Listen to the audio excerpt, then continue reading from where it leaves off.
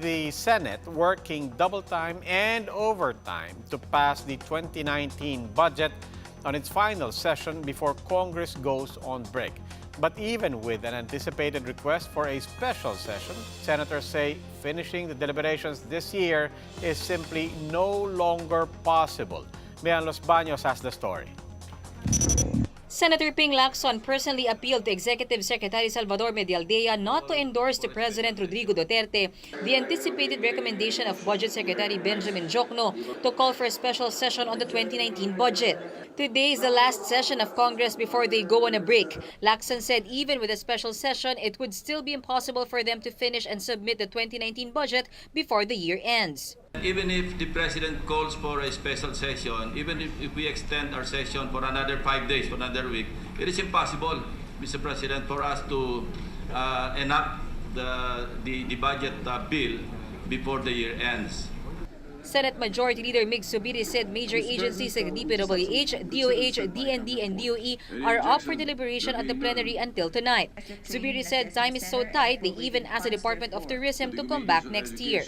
Even if we finish the budget on our part here in the Senate, second and third reading, hindi talaga matatapos at mararatify yan kasi gusto ni Majority Leader Andaya na ang BICAM will be next year pa. So parang ba't pa tayo maghihirap na yon at nagpupuyat? As you can see, we're all very tired. The Senate leadership also plans to put a special provision in the 2019 budget exempting select projects like those under the Build program from the Public Works ban, which the Omnibus Election Code prescribes during election periods. This is to solve the anticipated problem on non-implementation of projects because of a reenacted budget on the first part of 2019. But while the Senate is focused on the budget, the House has its eyes set on the Budget Secretary. Before the House adjourned its session Wednesday night, the House passed a resolution asking the President to reconsider the appointment of Jokno as DBM Secretary. Suarez insists Jokno should be fired for becoming a liability to the Duterte administration. Kung ako siya, magre-resign na ako. The resolution was approved a day after Solons grilled Jokno over alleged insertions in the budget of several agencies like the DPWH amounting to 75 billion pesos.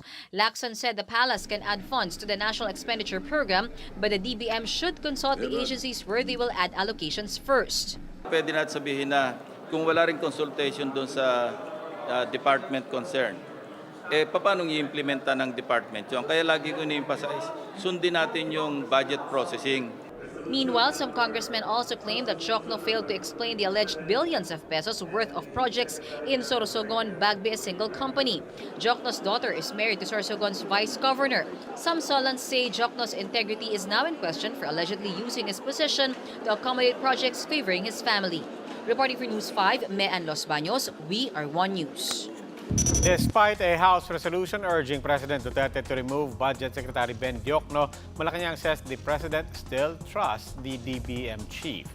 In a statement, presidential spokesman Salvador Panelo said that the palace respects the sentiments of the House, but Jokno still enjoys the trust of the President. Since Mr. Duterte did not interfere with affairs of the legislative branch when it came to selecting leaders, Panelo said Congress should do the same with executive appointees. Officers and workers at the Department of Budget and Management have expressed their support for Jokno.